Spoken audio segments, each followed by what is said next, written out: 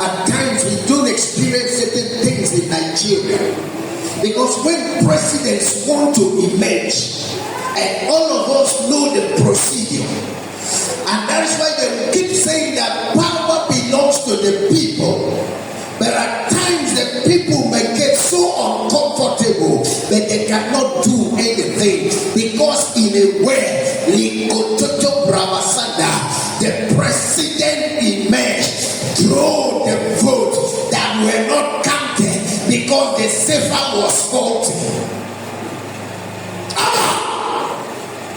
Then what do we say about Jesus Christ? The throne that he is, nobody enthroned him, so nobody can dethrone him. And I don't know who you are in the house. If you have allowed him to put you on a throne, I can assure you, you will stay on that throne forever.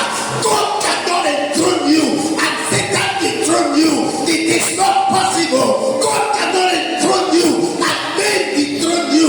It is not possible. In this service today, my God will enthrone someone. In the mighty name of Jesus. I don't know who the person is, but I want you to know that if he made me a prophet, before we share grace in this place today, somebody will come down, anointing for the next enthronement that will happen in the world. In the mighty name of Jesus. Is there forever? Satan is not comfortable that he is there, but there is nothing that Satan can do about it. Satan did not enthrone him, so Satan cannot dethrone him. I don't know how many of you know that wherever God has taken you to, nobody can take you out of that place. That's why I keep telling people, I prefer, but God forbid, having problems with all the human beings in this world instead of I having it with God, because my God will deliver me from that hand. But when you are having problem with God because of men, then you are done for. 10 trillion men cannot deliver you from the hand of God, but God can deliver you from the hand of all the men in the world, plus the ones yet to come. May that God deliver someone in this house today. In the mighty name of Jesus, may God who is on the throne enthrone you today, and enthrone our children, and enthrone our businesses, and enthrone our wife, and enthrone our husband. Receive a blessing here today. Receive anointing here today. Receive grace here today. Receive power from God in the mighty name of Jesus. May God speak to us and give himself the glory. The reason you are in church is for you to have access to God's great releases, and that's why we are here. So you don't just come to church. Let me tell you why they start a service and they say let them sing hymn. It is for people to use a hymn and raise that spirit to the point that God can get, they can touch God, and God can also touch them. So while you are here, and all that we do, the men where the point we are going is God touching somebody. And I keep telling people, I love the story of the woman who had the issue of blood, and I love that one. Jesus did not touch her. Jesus was busy doing the work of the master. But she knew that touching Jesus is as Jesus touching her, and she now forced herself pierced through the crowd, and because of how it was, she could not grab. And church would have loved to hug Jesus. But when we read this story, when last did you touch Jesus? When last did you touch the hem of his garment? For people's story may not change until they touch Jesus. So touch him. If you have waited for some time and you are yet, he is yet to come, you can touch him. Praise the name of the Lord. The result is the same. And as far as life is concerned, what matters is the result. Praise the name of the Lord. Won't be anywhere that does not have result. Go anywhere. As far as life is concerned, the ultimate goal is result. Don't mind those who try to deceive you, so that they will continue to make results and you are not making. Life is result. Receive the grace to have results. Receive the grace to have results. Receive the grace to have results. But that's something you must know about life. This thing you are doing, do you have results? Are you having results? If not, then forget about it and look for something that will give you results. Praise the name of the Lord. May God bless us in Jesus' name. May God touch our lives in Jesus' name. You may take your seat. But before you take your seat, I don't know how many of you understand that, but I think that is the right spirit to walk with God. The hymnmaker tells God, you are my king. Do things as a king. The word of a king cannot fail. So let thy words not fail, and I will honor you as a king. There's nothing wrong about that. I'm serious. Now why am I saying this? Open your mouth and call upon God. Let him do unto you what he has promised you as a king, and you will honor him as a king. Let him create a platform for you to stay and honor him as a king. As God speaks to us today, he will perform his works in the mighty name of Jesus. In the mighty name of Jesus. The title of the message that I have started preaching is the sound of abundance. The sound of abundance. We've been in church for quite some time. We came and met our fathers. Some of them are gone, and some of them are still there, and some of them have become grandfathers. Personally, I so much thank God for them. God used them and did great and wonderful work. To God be the glory in the mighty name of Jesus. But I am still feeling that though they did so well, we should see how to improve upon what they did. So many of us have children, and so many of us will have after now. I want to believe there is no father the world over who, no, there may be the wicked ones, praise the name of the Lord, but I'm sure so many fathers want their children to become better than them. Let me put it that way. So many fathers strongly pray and work very hard to ensure that their children are the better copy, not the exact copy. Neither should they be the worst copy, but the better copy.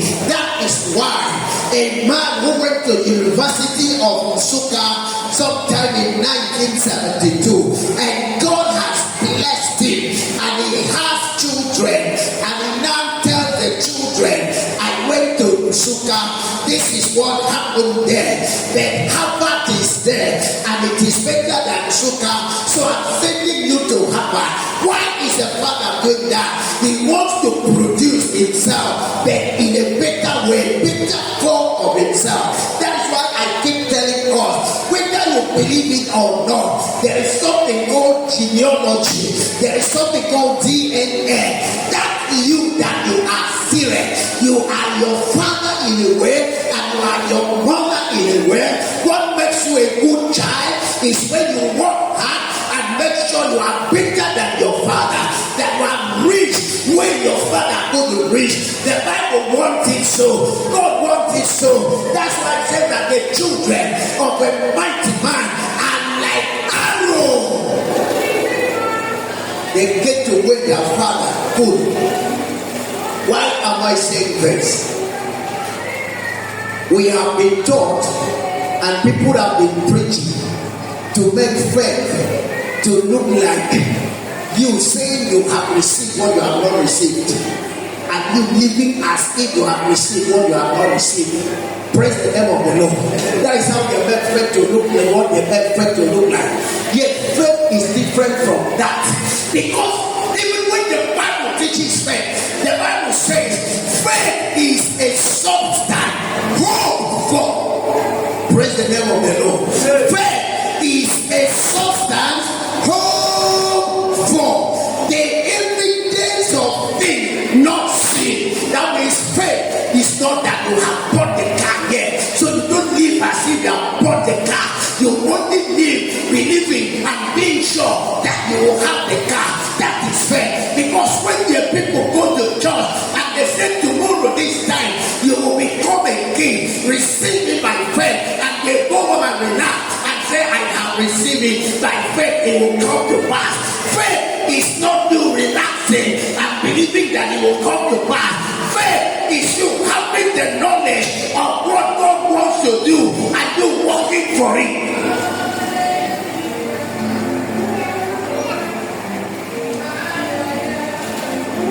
You can believe God for marriage this year, but you don't begin to live and think that you are married. You are not married, but you have faith. You hope. You are hoping that the husband or the wife is coming this year. Now let me tell you what I want you to know. Once they say hope, it cannot be 100%. As far as life is concerned. In other words, when you have faith, you also do what the Bible says, pray and watch.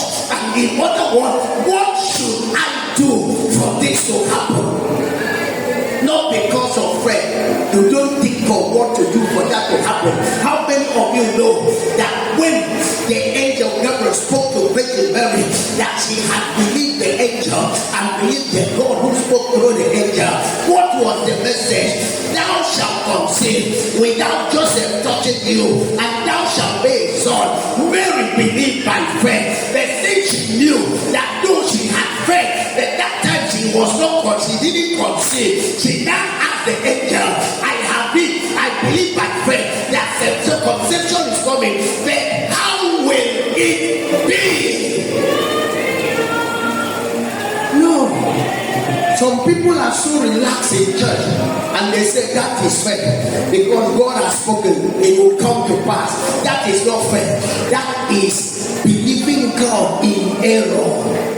Though God has spoken, it will not still come to pass. If you like that, I see. Put me anywhere. Though God has spoken, that's why God spoke into the life of Timothy, and it did not come to pass.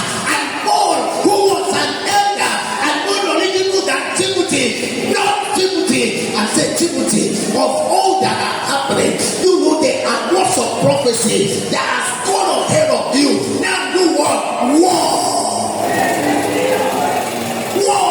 That means war for the prophecy to come to pass. There's nothing called faith when there is no war. That's why God himself said faith without war is dead. That was story that you want to change. After in addition to believing God, what are you doing? What are you doing?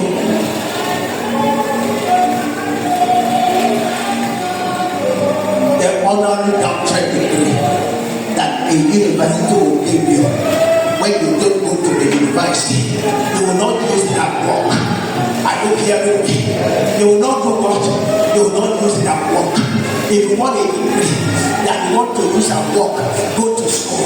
No matter how you believe God, no university will give you a degree like that. That's why some time ago, I'm saying the truth, I was invited to get a honorary doctorate, and I looked at them and said, what? They said this and that you deserve. I went away. If there are things I reject, and I'm still rejecting them. Listen to me. Why do you want the university to mock you in the name of honorary doctorate degree? And you don't use it to do anything that you put in your box. And people call you doctor.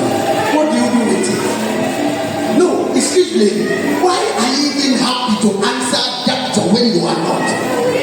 No, it's my problem. Why are you happy that people are calling you carpenter when you cannot? So I think if I should be called carpenter, I should first go to a carpentry workshop and learn carpentry and know that if a chair is broken, I can fix it again. I know that if one needs a chair, I can make a chair for someone. Faith is a substance, hope for, evidence of things not seen. So don't make it look as if you are receiving and you relax. Because let me tell you, a man who has a private jet, praise the name of the Lord, cannot be like a man who is believing that he will have one. A man who has a private jet has a way of behaving. If you behave that way when you are here to have, you may never have, won't be anywhere. So faith is not the Lord has spoken. It is something more than that. Evidence of things not seen. Praise the name of the Lord. If it is in your hand, then it is not faith again. But when it is faith, you must be conscious that it is evidence of things you are looking for. Now, are you looking for it or you are sitting down? But Jesus says, seek. The sound of abundance. I'm saying this because I don't want you to receive the issue of the sound of abundance is like someone who is already in abundance. Because I want all of us to begin to live in abundance after this message in the mighty name of Jesus. 1 Kings chapter number 18. Verse 41 to 46. 1 Kings 18, 41 to 46. And Elijah said to Ahab, get thee up, eat and drink, for there is a sound of abundance of rain. So Ahab went up to eat and to drink.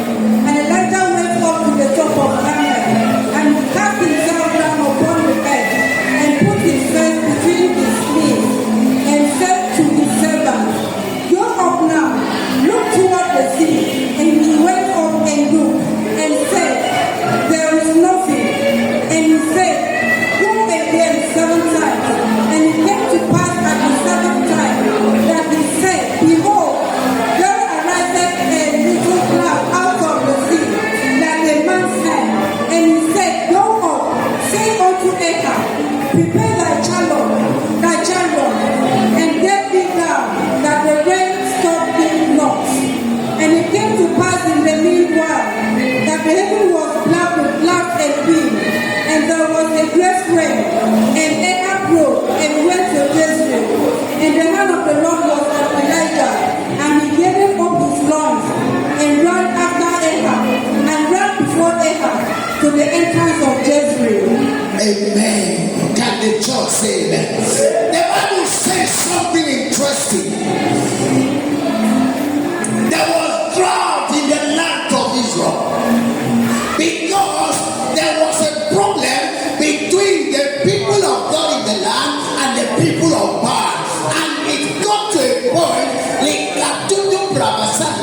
that the prophet of God by name Elijah told Ahab that there shall be no rain, nor dew in that land. Listen to me. I received spiritual injunction from God, and I put in your life today, from today, the rain of the wicked shall not rain in your life. The rain of trouble shall not come your way. The rain of confusion shall not come your way. Elijah put that prophetic injunction, and there was no rain and there was no dew. Praise the name of the Lord. And there came a time that the Bible said, Elijah now told Ahab, I stopped the rain by God. I will bring rain again by God. Somebody receive the power to stop rain by God, and receive the power to bring rain by God, not by you but by God. That means you can stand the gap and decree a thing again.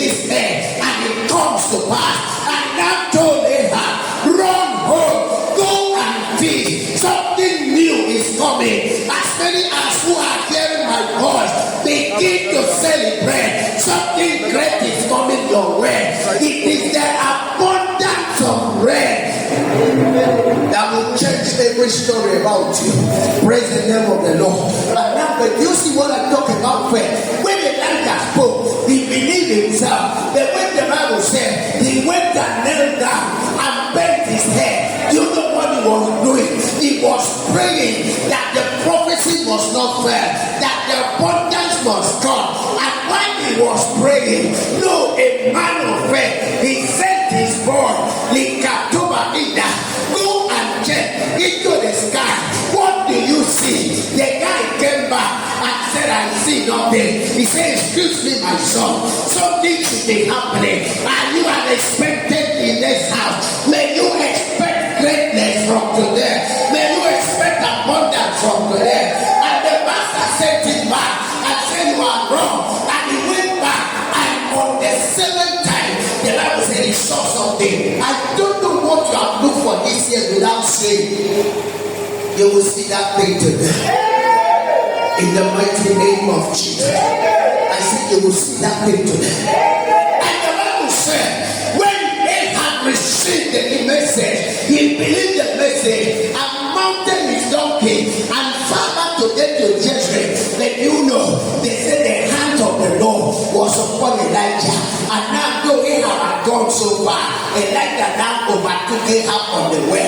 Ask yourself, are you a child of God? Because I can assure you, next year this time, you will overtake someone. I can assure you, next year this time, you will overtake that man.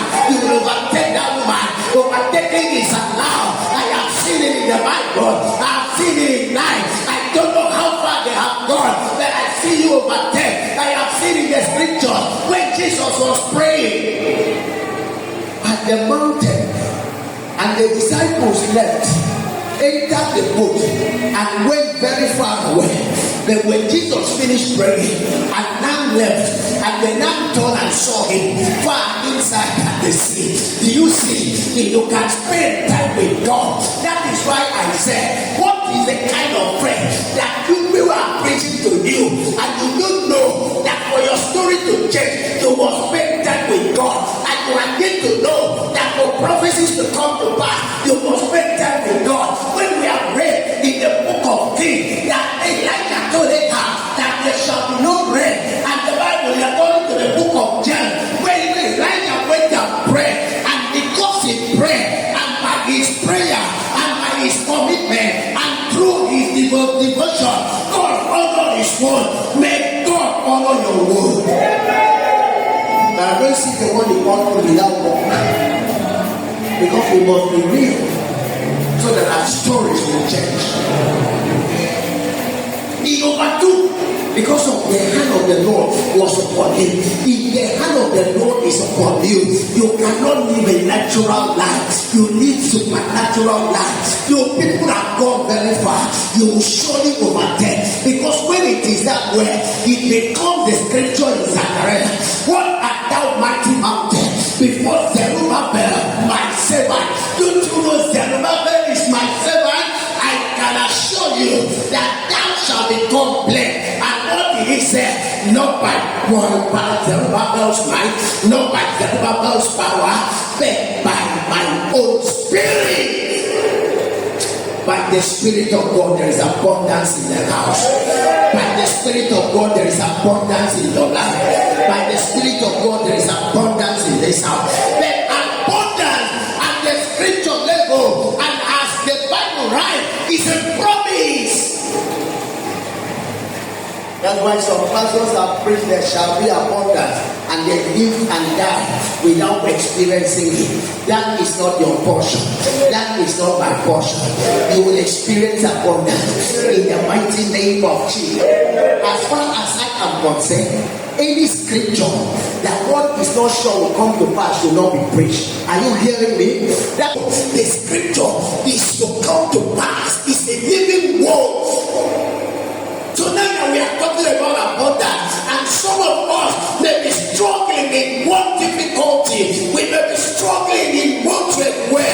Now, how do you transform your experience from a moderate person to a person who lives in abundance that comes from God. What do you do? Because maybe Mary asked the angel, how will this be? I want you to ask this question. How will I begin to live in abundance? It's very important. Why pastors preach that there will be abundance and nobody there lives in abundance after 20 years is because they did not ask the question, how will it be?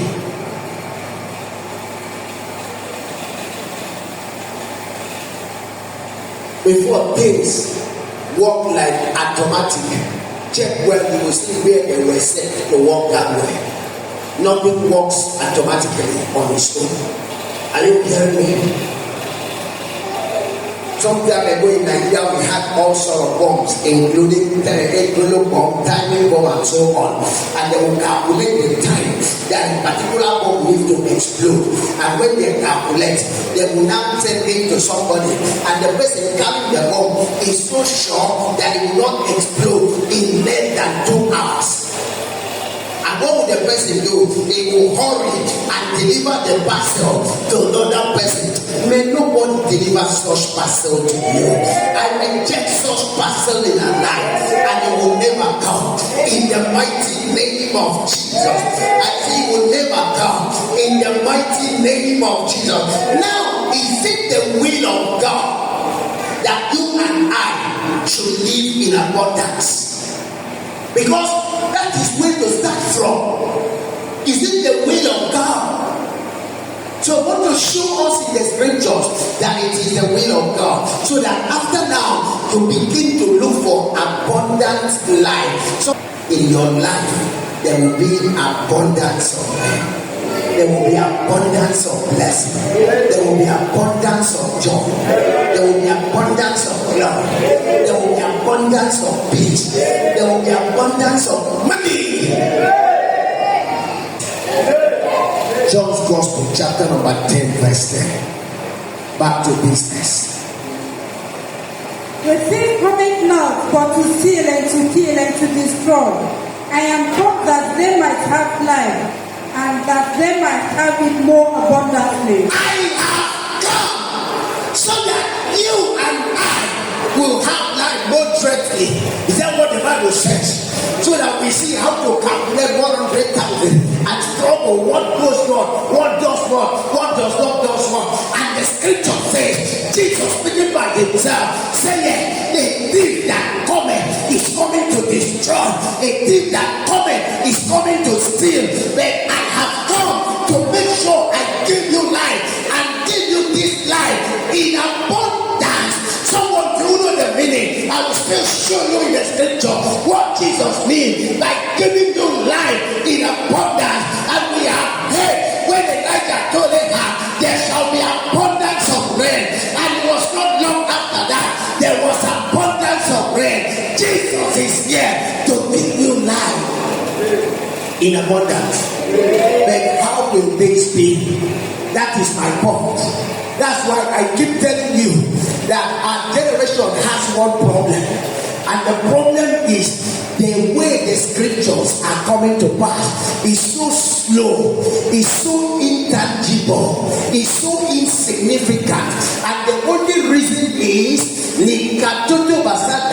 people are preaching the gospel everywhere, but people are not doing the gospel. The gospel is something to do, and it will work. The gospel is like a car. No matter the number of cars that you have, until you open the door, open the ignition, and now put on the car and put the gear, it does not take you anywhere.